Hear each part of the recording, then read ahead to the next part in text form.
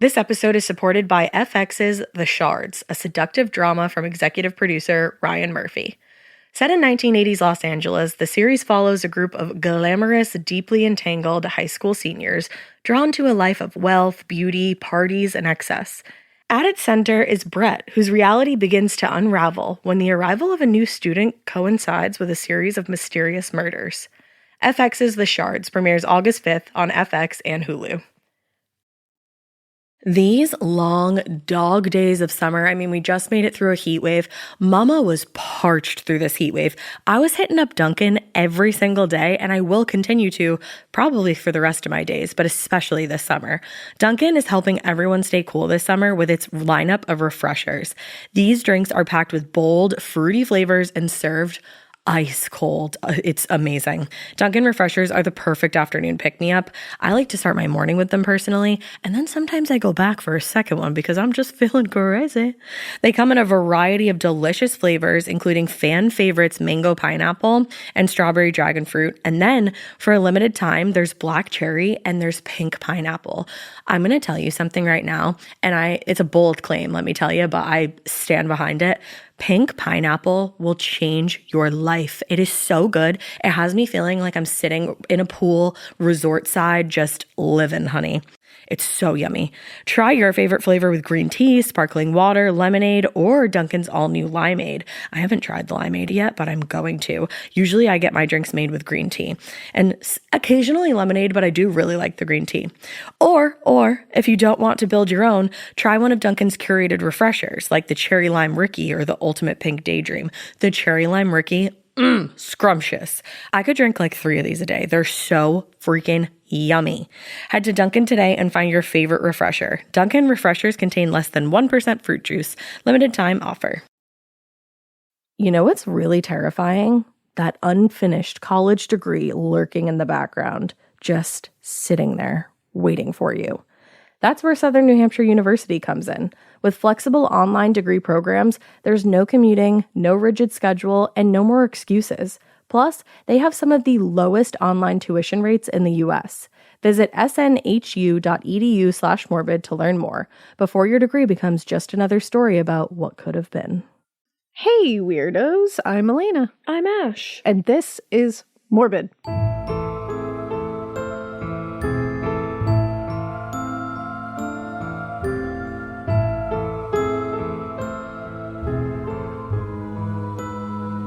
Did you just hear my stomach grumble? Grumble lumble. It said, It's usually my stomach that's grumbling. I know, I don't know what's going on. Mine's loud.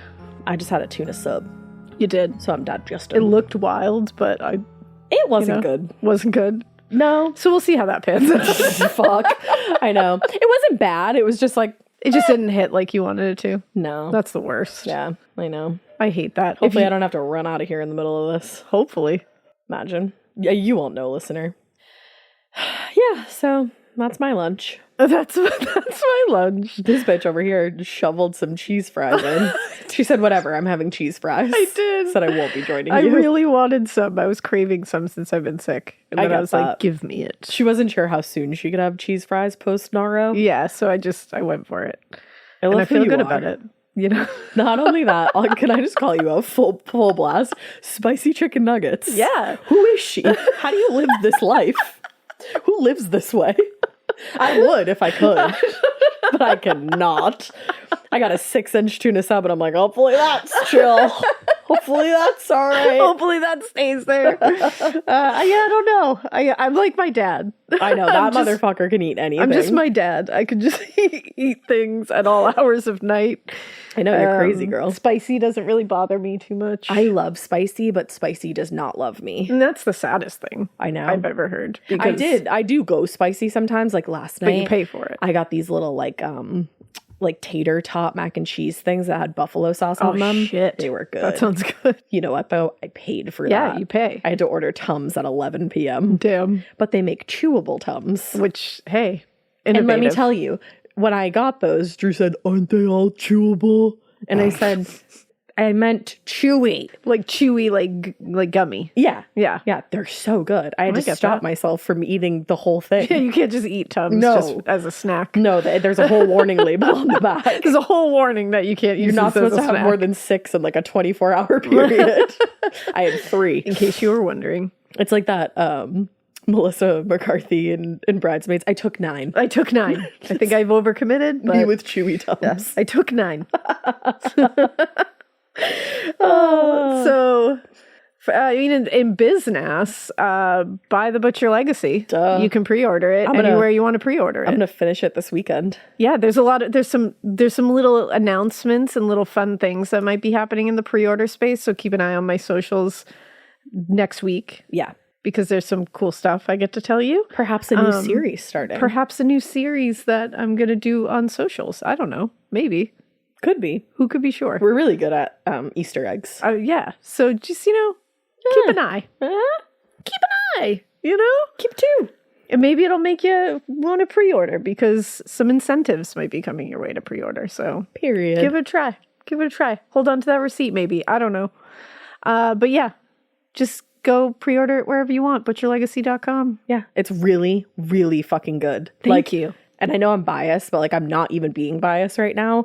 I like this one. I love the first 2. I like this one a million times more. That honestly, I love hearing that. The vibe is perfect. Yay. And we're back in New Orleans. I think that's important We to are say. back in New Orleans. We're back in New Orleans. Yeah. It's the vibe. And it's like I'm Halloween excited about it. time. I'm excited It's about the it. fall time. These are the things you got to tell people. It's true. I know. I'm not good at selling my own book. I'll help you. I appreciate it. That's why I need you. Yeah. And because We're in the morgue a lot in this one, we it are. feels. There's a lot of morgue in this one. This one was the one I had a lot of fun writing this one. You can tell it comes through. And this one, and I love hearing that. It does. And yeah, this one was really fun. This one was a long time coming. A lot of weird research for this one. I'm sure. Yeah. I have to admit something. I love Jeremy. Honestly, that's okay. It feels so wrong. I kind of wanted that. I he's wanted people to fictional. love him, but I want to punch him. I wanted people to not want him to go away. Yeah. But hate him. I'm a little upset that he's behind bars. Yeah. Just let him live. Just let him live, Don't, obviously. but yeah. But I he's get fake, it. so just don't get mad at me for saying Yeah, he's that. not real. And don't I'm worry. rooting for Ren at the same time. Of course you are. I want her to kick him in the kneecaps. Who wouldn't? We love Ren. I love her so much. My girl. She's such a baddie. And she's friends with Kay Scarpetta. I know. So, guys, did you hear that? I know. Did you hear that? I know. I'll never get over that. That Patricia Cornwell is I think Kay and Ren are really good buds. I think they are too. And honestly, maybe that's true. Maybe. And maybe if you pre-order the book, you can find out more about maybe that. you can find out more about that. All right, I think we plugged the I think shit. we might That was our best good. plug yet. I think we did good, guys. I think we need to plug a little more Yeah. like that because a lot of times we're just order it. Yeah, I don't know, but we don't and I give kn- any detail. And I realize that's not good enough of an incentive to do anything. It's just be pre-order this. Just do it, I You're guess. probably shut the fuck up. What do you mean? I get it. Yeah. So hopefully that tickled your pickle a little bit. I hope so. Yeah. Mikey said it didn't tickle his pickle. He doesn't like He gave us a thumbs that down. phrase. I think that phrase is so funny. I do too. What do you tickle your fancy? He big Oh, eyes there you nod. go. He said yes. Or blow your skirt up. Does that blow your skirt Drew up? loves to Yeah, say that. I like that. That didn't really blow my skirt up. I love that a lot. What are you gonna say? Tickle your pickle sounds really kind of perverse to me. It makes me uncomfortable when you say it out of your mouth. I'm gonna keep doing it then. I love that a lot. It does sound weird. It does. Another thing that we should probably plug. Don't stop your timer just yet, Carl, Not because we're yet. still going. Not yet, Jason. Yeah, Jason. Is it actually Jason? I don't know. I made it up. So is the man. We are doing a fucking Radio City show Yes, in case you didn't know. in June 27th. June Yeah. 27th. I should say that confidently. That's the date of my show and yours. It's gonna be awesome. We just booked a special guest, and Yeah. I fear you're gonna shit your dicks. Yeah, so you gotta get excited. You gotta book your tickets. We just booked. Can I just say something? We're having dresses made in Romania. Yeah, and we've never done anything like that. We're getting Romanian dresses up Yeah. in this bitch. And So- we're gonna shout out the maker once everything is settled. coolest people. Yeah. Coolest people. Truly. I can't wait to like sing their praises. Yeah, honestly. Because let me tell you, book talk girlies and friends, you'll love this gal. You'll love her. Yeah. So yeah. just It's putting just it out there. I don't want to say too much. Yeah. But you need to get your ticket. Yep. Book your hotel. There's not too many tickets left, so go get them. Yeah. And you know what? You don't even have to stay in New York for the night. You could take a train. Yeah, you there can. and back. The train is nice. I don't know how late it runs, but Yeah, it's okay. yeah, whatever. You know, wander the streets a little bit. I wouldn't go that far. That's insane. Wander the streets until dawn and then leave. Yeah. What the fuck? That's actually everything we tell people kidding. not to do, bitch. I'm just kidding. All right, Carl, Jason, hit him. All right, tell them the number. Yeah, let's go. So we finished part 1, and the Mexican authorities had raided the Hernandez ranch and took multiple people into custody. Everybody was being very cocky, seemed to kind of think they were untouchable, weren't really saying anything, aside from the caretaker, Yes. Domingo Bustamante.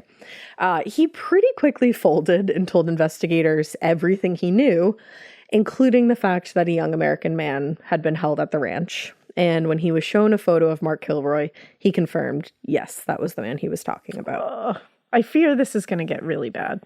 I would like to warn you at the top, this is a very, and I'll give you another little warning right when we're about to get into it. This is a very gruesome case. And From what I remember, yes. what happened to Mark Kilroy is unimaginable.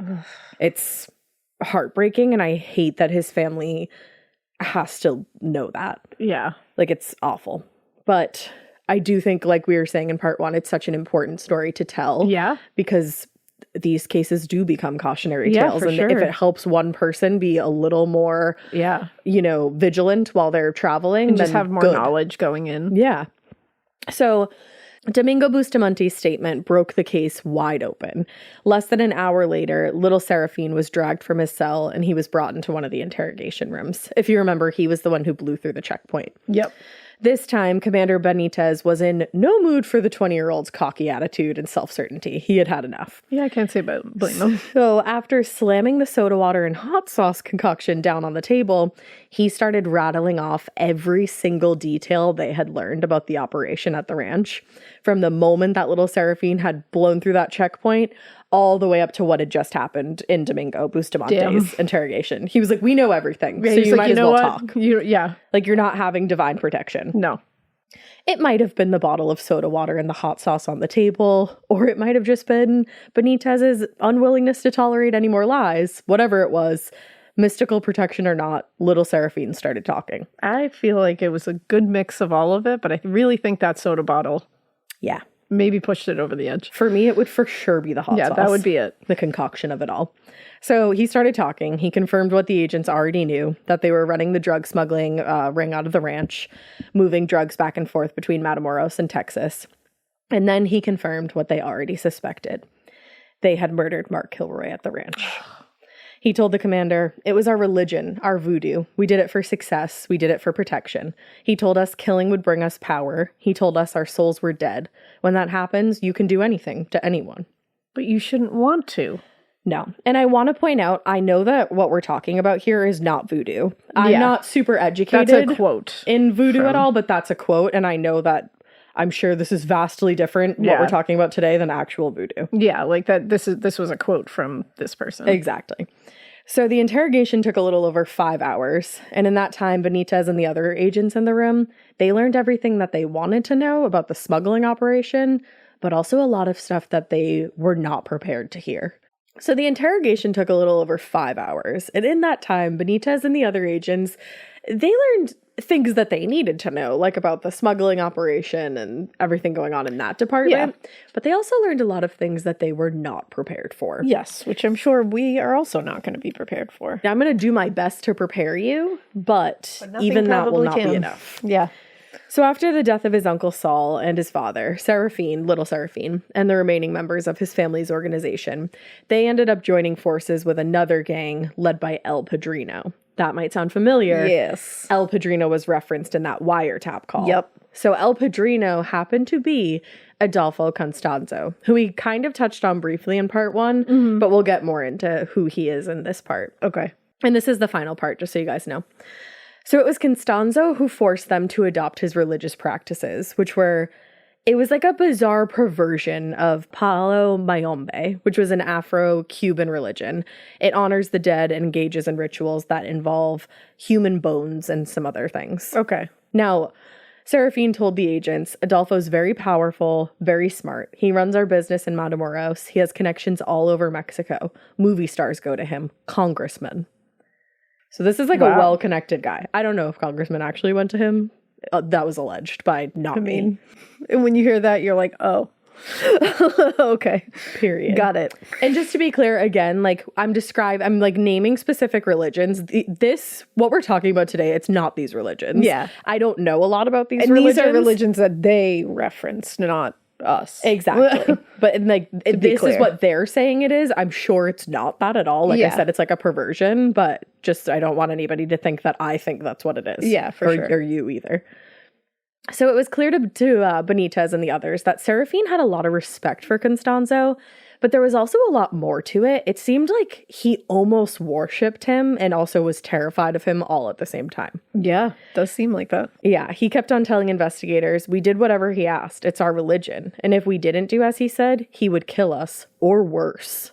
That's so scary. Which to hear also, like it's our religion, so we did it without question. It's like that's not what religion is. No, not at all. It's not what it's supposed to be. And for me, the scariest part of that is he would kill us or worse. Yeah, it's like, what the fuck does that mean? What's worse? Now, among the things Constanzo asked of his men was to procure sacrifices for Alegua, which is that trickster god that we referenced in part 1. That god would give powers and protections in exchange for offerings. Which I wonder, and again, I don't know anything about this, so this is me just wondering out loud. A trickster god to me seems like you can't trust that.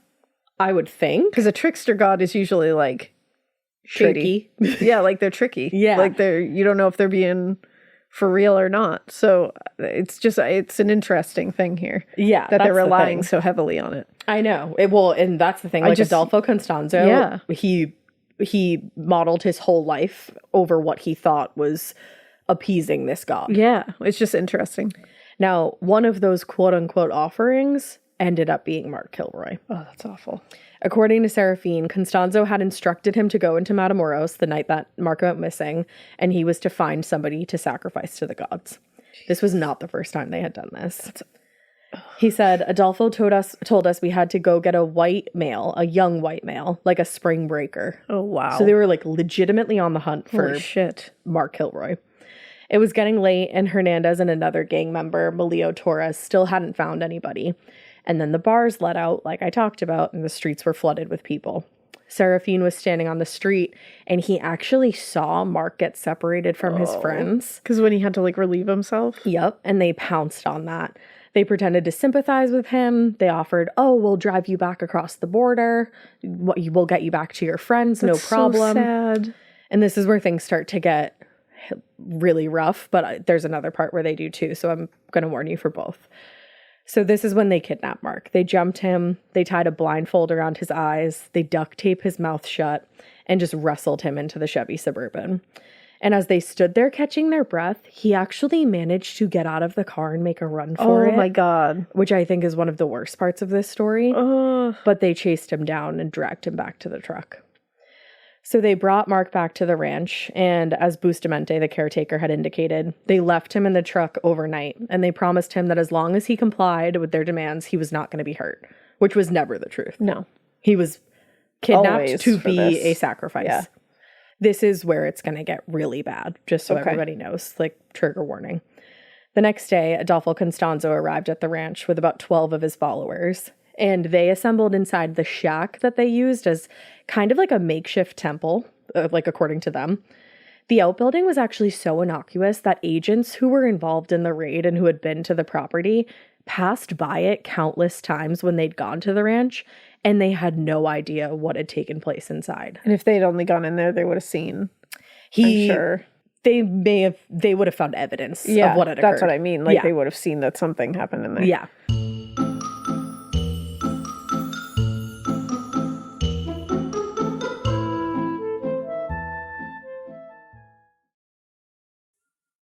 Getting scared is one thing. Getting a thrill is, well, you want more of those in your life. The Genesis GV70 is built to thrill, baby. A thrilling yet elegant design always makes driving the GV70 an exciting adventure. Its powerful athletic stance screams performance and turns heads. Everybody's looking at you, girl, or boy, or whoever. Command the road and experience a class-leading standard 300 horsepower. Oh my God. Plus, discover the different dynamic drive modes for all different terrains.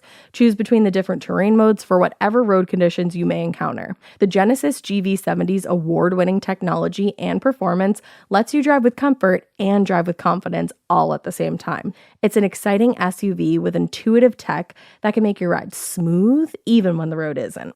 And its blind spot cameras allow you to see what's next to you. It's like having eyes on the side of your head. That's pretty iconic. Its performance, by the way, is measured not only in power, but in how it makes you feel confident, sexy. The Genesis GV70. Learn more at genesis.com and feel the GV70. This episode is brought to you by SoFi, the all-in-one finance app where you can bank, borrow, and invest all in one place. Let's talk about bank accounts for a second. The average bank savings rate is 0.39% in interest. You're earning pennies on your savings, and it doesn't have to be that way. But with SoFi's high-yield checkings and savings, the money barely making moves sitting in your savings account can earn over 8 times the national average savings rate with eligible direct deposit. No account or overdraft fees. We love transparency. You can get your paycheck up to 2 days early, plus get up to a $300 welcome bonus when you sign up with eligible direct deposit. Sign up for SoFi checking and savings at SoFi.com/morbid. SoFi checking and savings is offered through SoFi Bank, N.A., member FDIC. Terms apply. Chilling crime cases are mysterious, but finding coverage shouldn't be. With the State Farm Personal Price Plan, you have options and can personalize your plan to help create an affordable price so you can get back to cracking all of life's bigger cases. Talk to a State Farm agent today to learn how you can choose to bundle and save with the Personal Price Plan. Like a good neighbor, State Farm is there. Head to statefarm.com to get a quote. Prices are based on rating plans that vary by state. Coverage options are selected by the customer. Availability, amount of discounts and savings, and eligibility vary by state.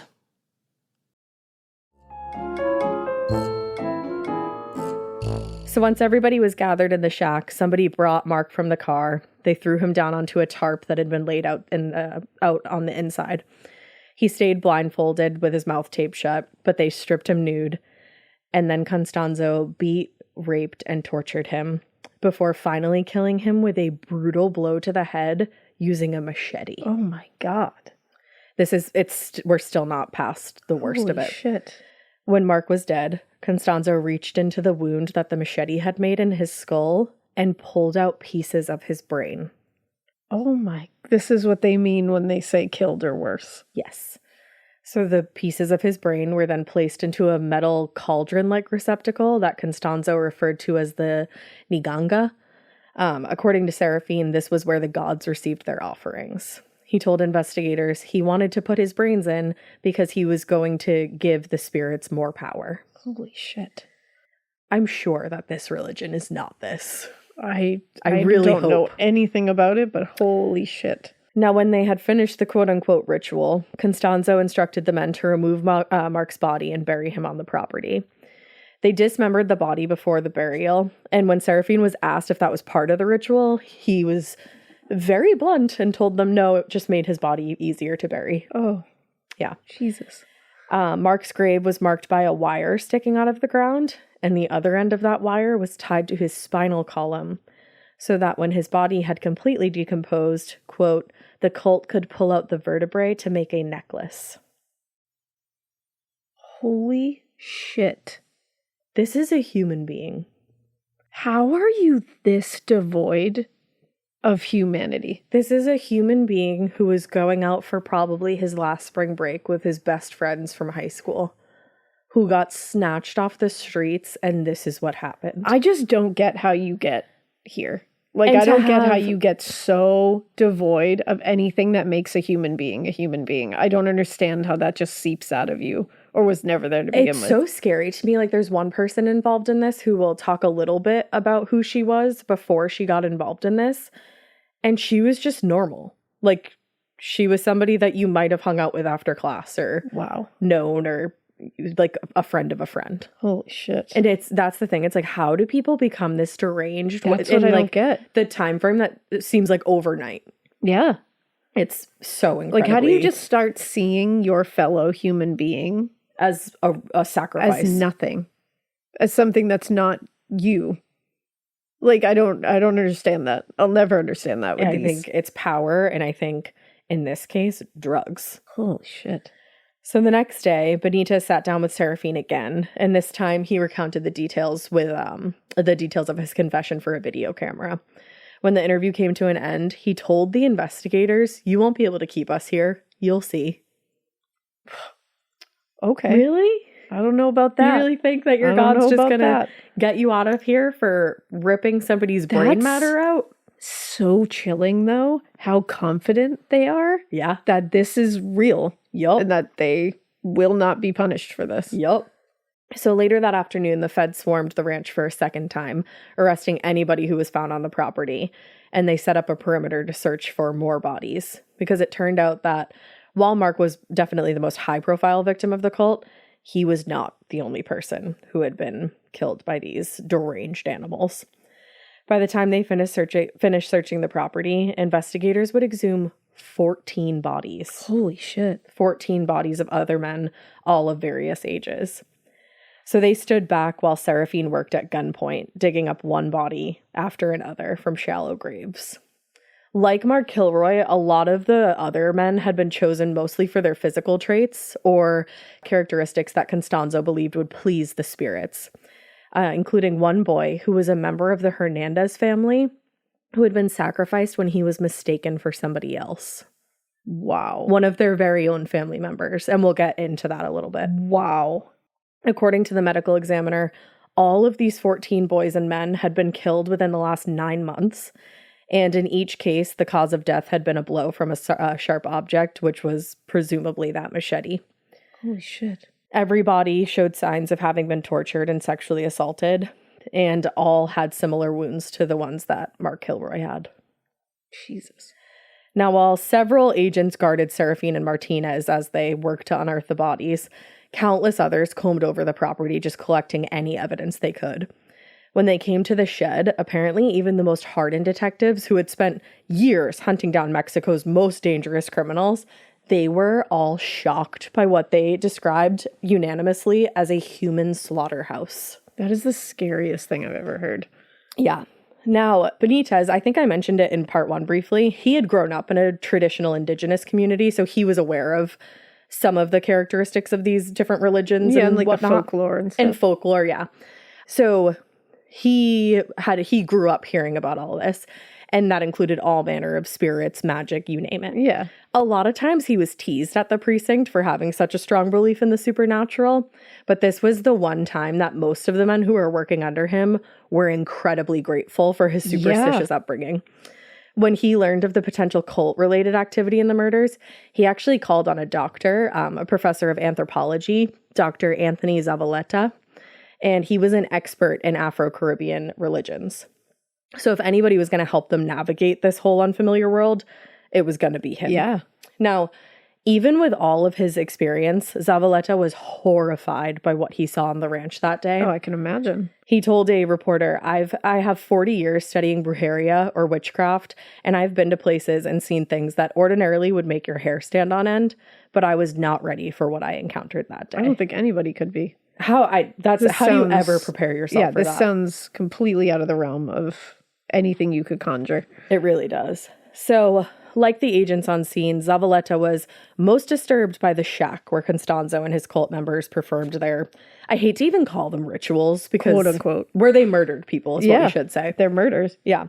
In the cauldron situated in the center of the shack, there was what still appeared to be brain matter, along with, quote, other organs and a mixture of slop and blood, just still sitting there.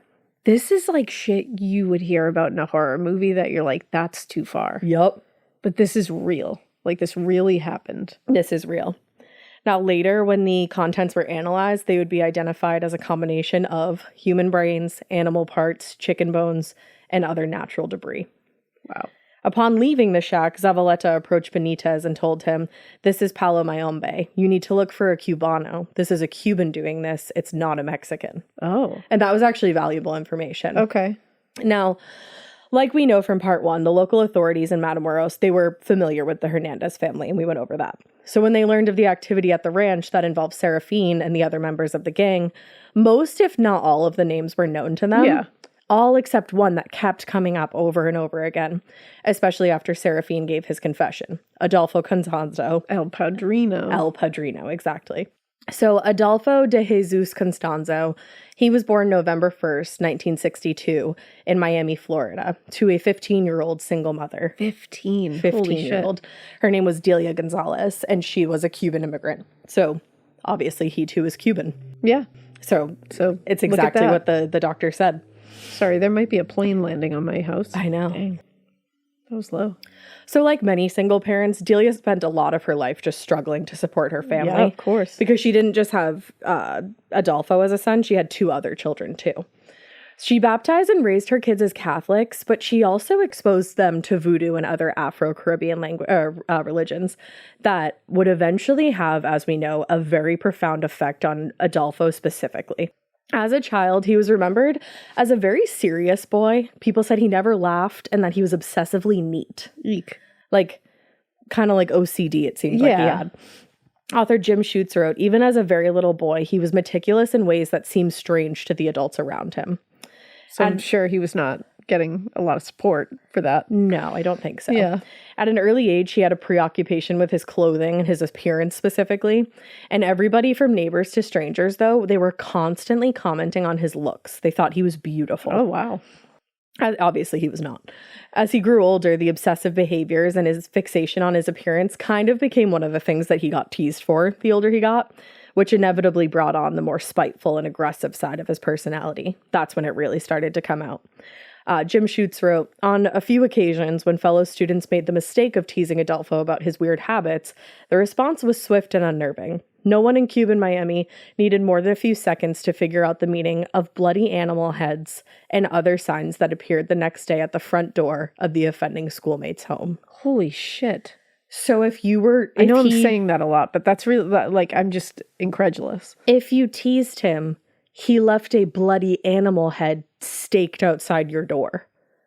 And was anybody thinking that, like, hey, these are red flags? I guess it was the 60s, question mark? Whoa. I don't know. I don't know what the excuse is here for that. I don't know what decade that would not be a red flag to me. I don't know. Holy shit. I'm sure it was a red flag to it's like others. Middle Earth. Like, that's the Game of Thrones is really only where that would be acceptable, I think. And even then, it was kind of red flag. And even then, you're like, oh, something's wrong here. Yeah, I feel like this is going to go awry. Yeah. And it sure does. Holy shit. Now, under normal circumstances, his strange behaviors, aside from his retaliation, just like the fact that he was very meticulous and that kind of thing, may have just been written off as like a phase that kids go through. Yeah. But to his devoutly religious mother and the superstitious community that she was kind of specifically steeped in, it was something else. They saw his uncommon beauty and his ability to catch the attention of strangers and his organization and all of it as some kind of divine gift. That's what they always said. He had a divine gift. Okay. But at the same time, Schutz noted, most of the people in Cuban Miami who were around Adolfo and his mother for any length of time knew exactly what this little boy's demeanor meant, and it frightened them. Mm. So there were people who saw these red flags. Like, yeah, there were people who were like, this is not right. It wasn't going unnoticed, but apparently they had a strong community around them that was willing to protect him. Yeah. And maybe was unwilling to believe that he was responsible for these kinds of things. Yeah. Also, neighbors had always thought that it was a little suspicious how Adolfo's father just disappeared one day, about a year after they arrived in Miami. Huh. Yeah. His mother and his grandmother said that the father had just run away, but there were always whispers of Delia's practices of black magic, like how her new husband's business had gone from failing to prosperous seemingly overnight, and how that same husband seemed to be afraid of his eldest stepson, Adolfo. Ooh. And the spiritual role that his mom almost seemed to be grooming him for. This was all talk in the town. Yeah. So when Delia's successful husband died from a sudden mysterious illness in 1973, he left her and the children with a pretty decent inheritance that meant that they didn't really have to work anymore to support themselves. Now, that didn't mean that Adolfo was now free to just like focus on regular things like schoolwork or spending time with friends. His mother assured him that he was much too special to worry about those mundane things. Yeah, we don't need to bother ourselves with things like friends. Yeah, no. And Why would you do other that? human things, you know? No. Now, here's the weird Frivolous. thing. Speaking, like, I want to know what she considered mundane and, like, not mundane, because she always loved movies, especially since she was, like, a kid in Cuba. She was very obsessed with, like, movie stars and going to the movies, that kind of thing. Yeah. And she loved how American movie stars in particular, like, commanded attention and wielded power with the public. Oh, She yeah. found that fascinating. I'm like, movies aren't mundane to you, but friends are? Like, what? I know. That doesn't make sense. You know what? There was this era, though, that I feel like movie stars were otherworldly. Yes, You know what I mean? too. Like, it was a totally different kind of era. thing. Yeah. Yeah. Well, she was confident, though, that her son Adolfo could command that same power. She said, movie star vibes, just stop putting bloody animals I on was going to people's say, lawns. there is that one little thing, though, that he does. She wasn't worried that it was, like, going to be a hindrance, though. Yeah, she's not worried about that. Nah, Don't worry about that. Don't worry about the mundane Yeah, things. You know? Now, by the time he was in his mid-teens, Adolfo was providing spiritual services to the more superstitious believers in the Miami Cuban community, which, if he wasn't who he was, would be quite fascinating. Yeah, for sure. Like, I'm into spiritual services. Yeah, let's Not go. these kind, for sure. No. Delia assured everybody that her son had great powers and he could see things others couldn't. He could communicate with the spirit world. At first, it was just like the occasional housewife who went by Delia's to sit with Adolfo and have her fortune told, which, like, cool. But as months passed and word got out, the visitors became more frequent and they brought money. So he was really making money at doing this. Now, when he graduated high school in 1980 with all his supposed gifts, he saw no reason to go to college. He's gifted. No, that's mundane. Yeah, college. Bleh. Instead, he worked occasional odd jobs to make a little extra money beyond what he got from the fortune telling, but he mostly spent his time hanging out with his growing group of followers and exploring his sexuality with men and women. Now, on a trip to Mexico City in 1981, he was actually arrested for shoplifting, which is wild because he had money. You're making money. Not only is he making money, he was left an inheritance where he really didn't have to work anymore. Oh, yeah, that's like thrill. He just liked money and adrenaline. thrill. And it is the thrill of it because it became a regular habit throughout the 80s. Because remember, he doesn't like mundane shit, and he's been told all his life, you are not on this earth for mundane shit. Right. So he's looking for that extra thing. Well, and you're gifted, you're talented. Yeah. Like you're protected, I'm sure he thought, by these gods that you're speaking to. So even though he had this like shoplifting stint that he was actually arrested for, he still managed to find success in Mexico, especially when he was offered a modeling job. To Delia, the job was further confirmation that he had the power and influence she always thought. So she moved with him to Mexico City in hopes that he would fulfill his destiny and she could be there to watch. Yeah, of course. Now, he actually did find a lot of success as a model, but it was his supposed supernatural abilities that he really became known for in Mexico City first, before he became known for what he's known for now. Eventually, he started to offer his fortune-telling services to the wealthy and elite of Mexico City. So when little Seraphine earlier was saying, like, movie stars and congressmen, Yeah. it could have been right here. Yeah, there you go. Now, his most popular services actually weren't his fortunes, but instead became his curses. Oh, He offered to put curses on people's enemies for a price. that's such bad vibes. It is. It's bad vibes. But this service became particularly popular, and it makes sense, among the local drug dealers and the cartels. Yeah, I mean, that makes sense. It makes for perfect sure. sense. Now, it's unclear how he really eventually connected with these criminal gangs along the border, but it was probably the services that he was offering and his supposed gifts that drew everybody to him. And he found them to be easily manipulated through superstition. Yeah. So he saw his niche. Yeah, of course. It's a horrible niche, but he identified it. He's jumping into it. Now, in 1988, after Saul Hernandez and Seraphine Sr. were killed, and the Hernandez operation was in danger of falling apart, Elio Hernandez became the new de facto leader. He was pretty much as ruthless as his brother had been, his brother Saul, but he was still taking over an organization that was on the brink of collapse. Yeah. So he needed help.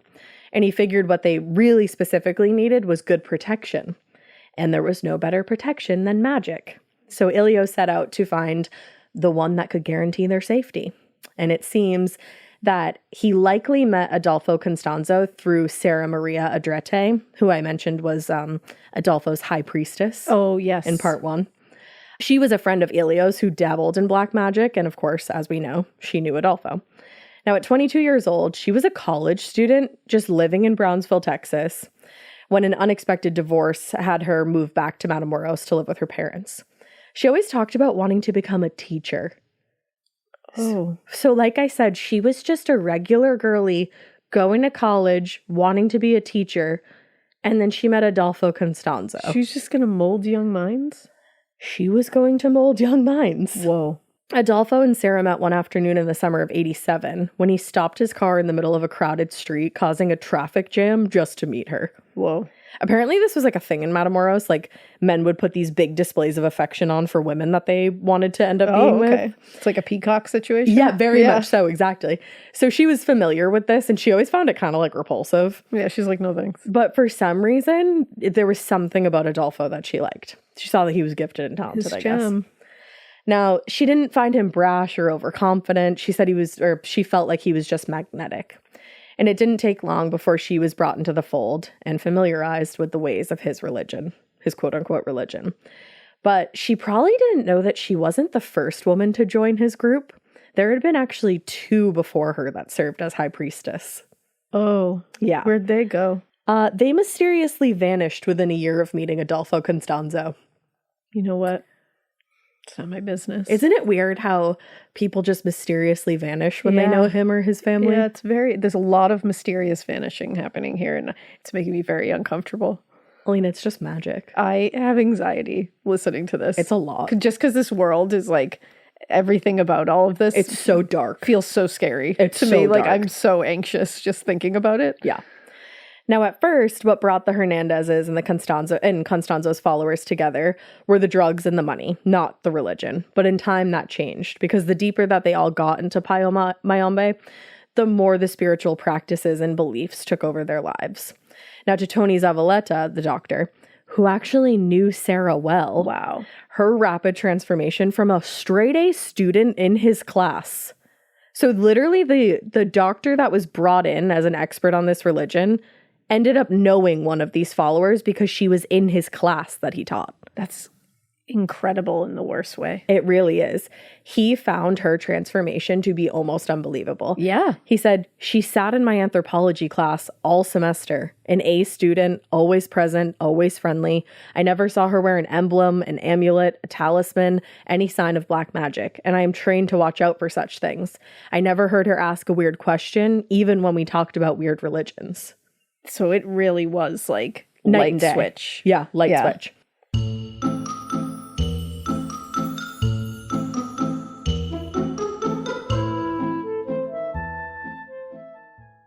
This episode is brought to you by SoFi, the all-in-one finance app where you can bank, borrow, and invest all in one place. Let's talk about bank accounts for a second. The average bank savings rate is 0.39% in interest. You're earning pennies on your savings, and it doesn't have to be that way. But with SoFi's high-yield checkings and savings, the money barely making moves sitting in your savings account can earn over 8 times the national average savings rate with eligible direct deposit. No account or overdraft fees. We love transparency. You can get your paycheck up to 2 days early, plus get up to a $300 welcome bonus when you sign up with eligible direct deposit. Sign up for SoFi checking and savings at sofi.com/morbid. SoFi checking and savings is offered through SoFi Bank, N.A., member FDIC. Terms apply.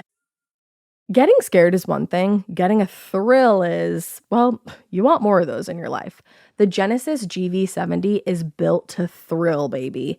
A thrilling yet elegant design always makes driving the GV70 an exciting adventure. Its powerful athletic stance screams performance and turns heads. Everybody's looking at you, girl, or boy, or whoever. Command the road and experience a class-leading standard 300 horsepower. Oh my God. Plus, discover the different dynamic drive modes for all different terrains.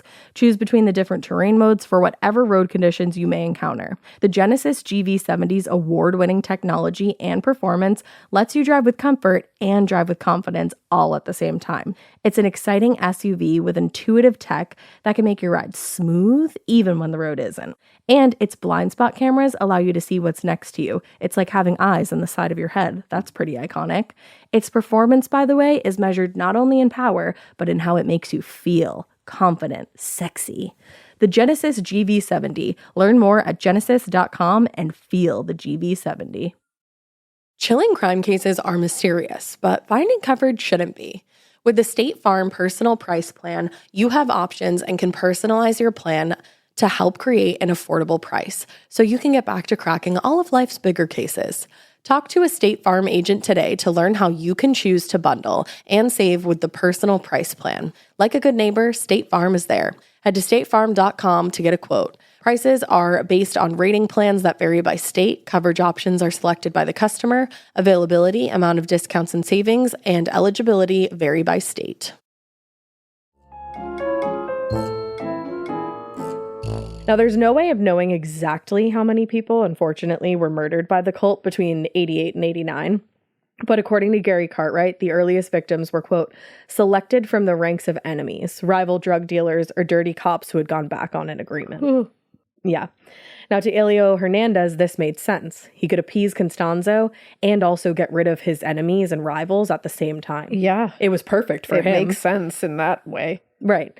But soon, the murders became much more cruel, much more sadistic, and very reckless. This is horrific. And we lightly touched on this earlier. Oh, boy. In one instance, when Elio was forced to shoot the man they planned to sacrifice before the ceremony began, so things went wrong, he sent out 3 of his henchmen to find a replacement, and any replacement would do. They said they just needed somebody stat. Holy shit. So the followers did as they were told, and they grabbed a 14-year-old boy. Oh, my God. He had gone out in the night to look for a lost goat. Oh. It was only later, when the sacrifice, aka the murder, was finished, that Elio realized he had murdered his own nephew. Oh my God. Because before that, they had a hood over his head. But once they lifted the hood, he realized they had sacrificed, quote unquote, his own nephew. What are the fucking odds of that? And also, how do you put your head on the pillow at night doing what you do anyway, but it's so reckless now that you've fucking accidentally snatched your own murdered your family own off nephew. the street? You have to be so detached from because anything also, even slightly resembling humanity. They also like, just so far. continued on doing the same That's the thing. thing. Like after this. that wasn't like a wake up call. Like shit's getting way too chaotic. Like we need to take a step here. It's insane. Now, by the time they killed Mark Kilroy, all of Adolfo Constanzo's followers had come to see him himself as some kind of god, like some kind of divine being. He commanded their respect, they were afraid of him, and as a result, they would do whatever he wanted, no matter how heinous, and especially if there was something they thought was to be gained from the brutality and the cruelty. Because so that's the thing. The more cruel, the more brutal, the more horrific these things, these murders were, they thought they were getting more benefit from that, more protection. I don't know how you rationalize that in your brain. That's the thing. You have to be so I keep sick. going back to it. I'm like, how does this fucking happen? You just like, have how to, does this happen? You have to lose total grip on reality. Like, you don't have any empathy for another human being. Like, I can't wrap my brain around that. And just like to be that untethered. I think like that's the word, untethered to reality. Untethered from humanity and reality. Because like there are people I can't fucking stand. Of course, absolutely. But if I saw something horrible happening to them and they like cried or were upset, something in me would feel empathy and intervene and have to like not be a part of that. Yeah, and like not let that happen. It's like people I hate. Like, you know what I mean? Like I can't, because that's humanity. Imagine though. Like that's empathy, that's sympathy. But some people just aren't equipped with those emotions. And a stranger. Yeah. Too. That's the other thing. It's like you know nothing about this person's life or who loves them or who they love or what they're going through or what they had planned. And they just don't care. Intervening and removing it. And you feel entitled to do so. Yeah, you feel entitled and you feel like you get something out of that. It's like, that's so gross. I can't make sense of that. Yeah. Now, as soon as Commander Benitez saw the signs of witchcraft at the ranch, and his suspicions were then confirmed by Dr. Zavaleta, he called the investigation actually to an immediate halt. The search would not continue, he said, until the black magic on the property had been neutralized. Because he knows about this shit. He knows about this shit, and it is taken very seriously in these particular cultures. Yeah, and you don't want to fuck around with honestly, I know it sounds a little out there, like, yeah, what are you talking it's about? Magic. You have to neutralize the scene before you investigate, and I do think there were some things that were done that probably weren't great as far as investigation goes, but it works out. But like, this is a deeply ingrained thing in these cultures. Well, you have to, that's the thing. And when a culture believes something to that extent and like the energy is put into it like that, you have to take it seriously, and you have to do the correct steps to make sure you're doing everything right. Right. Like, you have to allow them to do what they need to do at the end of the day. Yeah. So Benitez contacted, again, I hope I say this right, I know I'm just a little white girl, a curandero, which is a white witch, to come to the property and cleanse the area. But they wanted to wait until Sunday, which is the Lord's Day, when the cleansing magic would be the most powerful. Okay. So in the meantime, Benitez and the American authorities pored over Constanzo's journals and other evidence that they were able to get from the scene. They managed to round up several members of his gang, but he himself, El Padrino, and his high priestess, Sarah, were still unaccounted for, and presumably at this point on the run. What the fuck? The journals indicated that his activity was obviously not confined to the ranch. There were other altars, quote unquote, around Mexico where sacrifices had been performed. Agent Rafael Martinez said, "Another murder to appease the spirits and keep the fugitive free is not only a possibility, it's a probability." Damn. Now, when Sunday finally arrived, the agents all gathered back at the ranch with several of their irritable American counterparts, and they watched as the White Witch set about cleansing the property. The first step was to destroy the shack where the rituals had occurred. I could understand if you weren't familiar with this religion or this culture being like, why would you burn down crucial evidence? Well, that's the thing. That would be like, you're just like, ugh. I wouldn't quite understand that, but you're on their soil and you have to do what you have to do. What can you do here? Now, once the flames had died and the structure itself was just a pile of ash and rubble, the White Witch crept up to the cauldron with a 2x4 in one hand. Humes wrote, "He approached the thing as if it was a wounded animal, capable of attacking anybody who entered its den." And then, to everybody's surprise, he rushed forward and smashed the cauldron with the club, and then leapt back, almost like he was waiting for a corresponding attack. Yeah, like something to come at him. Retaliation. When nothing happened, he seemed satisfied that the black magic had been neutralized. He spent a few more hours at the property cleansing with holy water and performing other rituals, and then gave Benitez the all-clear that allowed them to continue on with the investigation. Now, as soon as the investigation really got back on track, the story hit the newspapers, and all the sensational and salacious details would continue to be front-page news in the weeks that followed, obviously.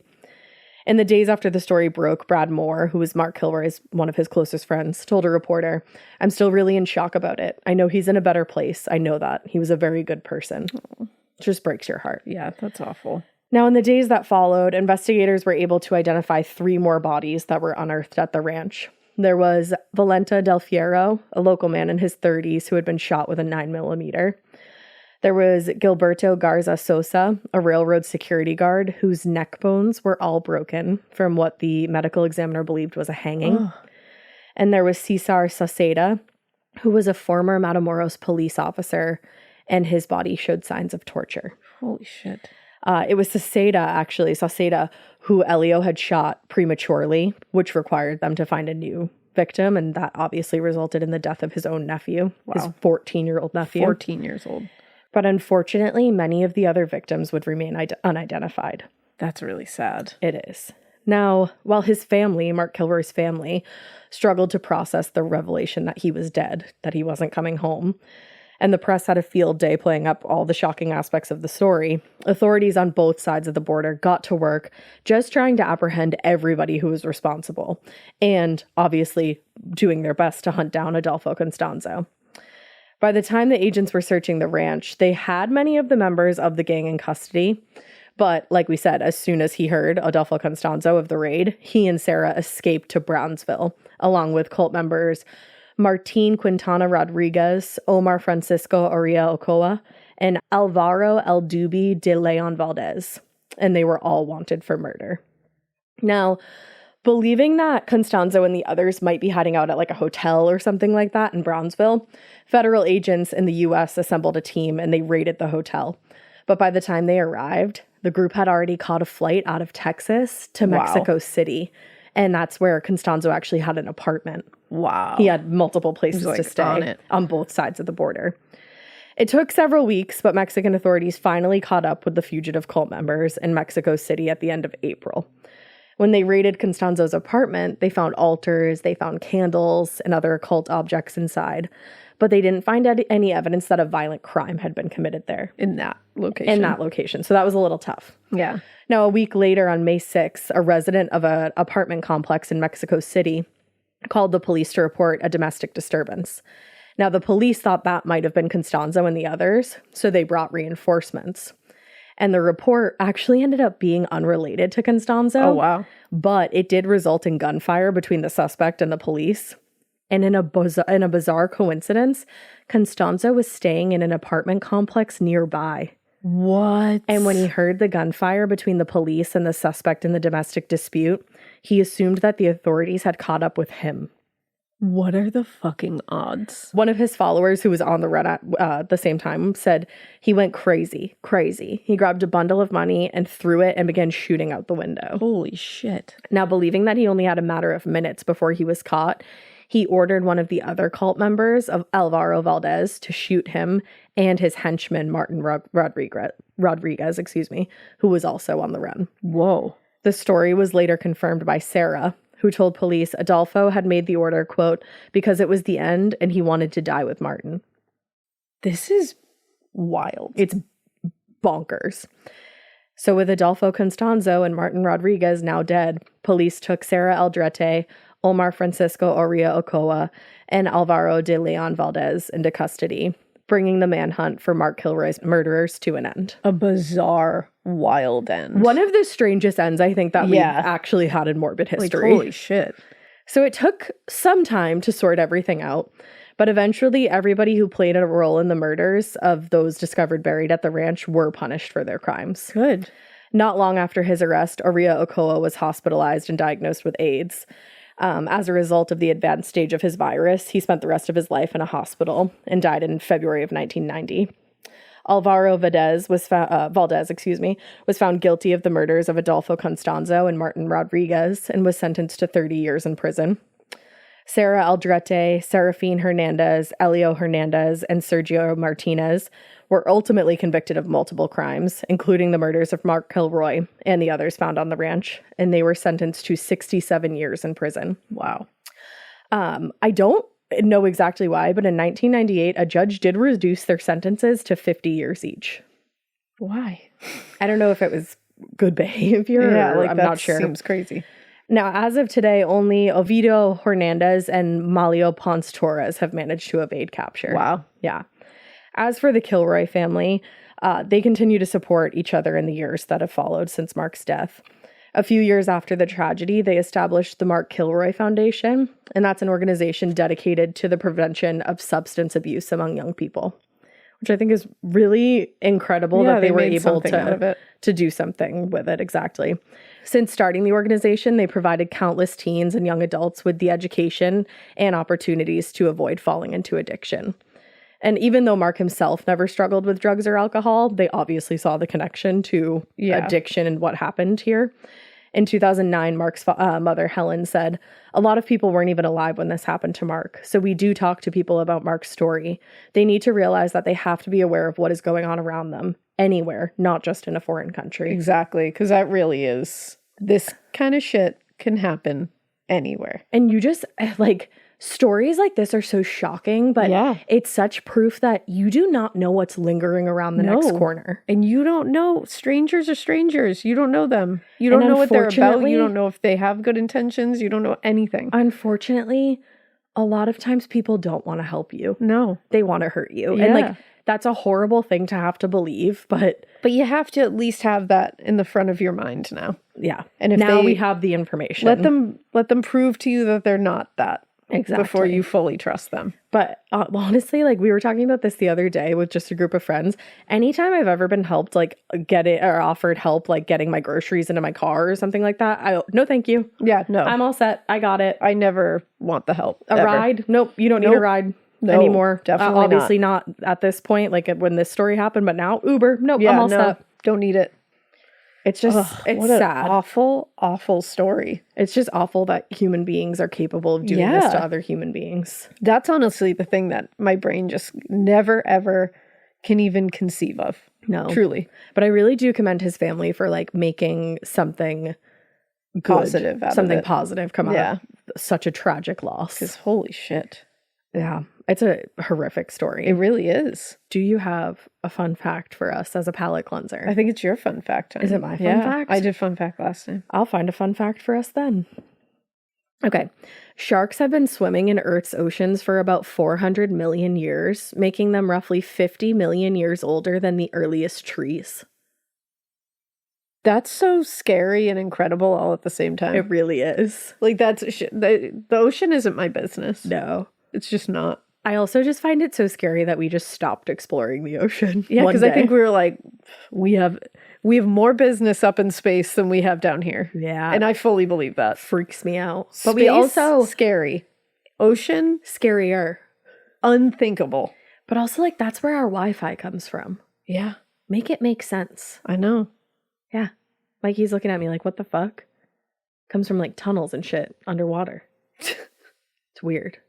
Fall into a rabbit hole about that on TikTok. You'll lose your mind. Let's go, girls. Let's do it. Do that. That's how you palate cleanse. Fall into that rabbit hole. Fall into like a creepy rabbit hole, but Yeah. like that's like technological and chilling. And we'll probably scare you as well. Yeah, but like in a fun way. Yeah, in a fun way. So with that being said, we hope you keep listening. And we hope you keep it weird. But not so weird that you don't go down a rabbit hole.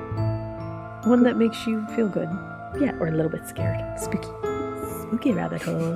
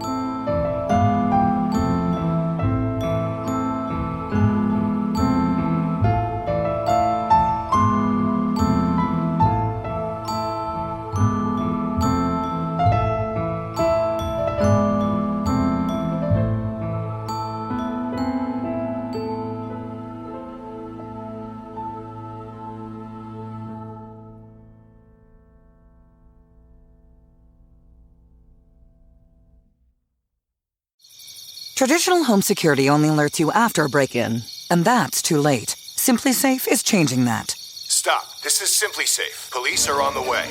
We don't just alert, we stop crime before it starts. Simply Safe, plan starting around $1 a day. Save 50% on your new system with professional monitoring at simplysafe.com/SXM or with promo code SXM. Outdoor deterrence requires a Simply Safe Active Guard outdoor protection plan starting at $49.99 a month. Visit simplysafe.com/licenses for alarm license information. Tennessee 2012. You wouldn't take financial advice from a 72 hours in a single day alpha influencer, would you? Same goes if you're in a car accident or any accident. Who you choose matters. That's why Morgan & Morgan exists.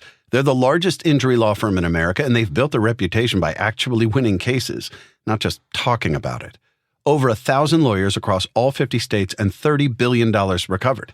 Injured? Go to forthepeople.com/podcast. That's forthepeople.com/podcast.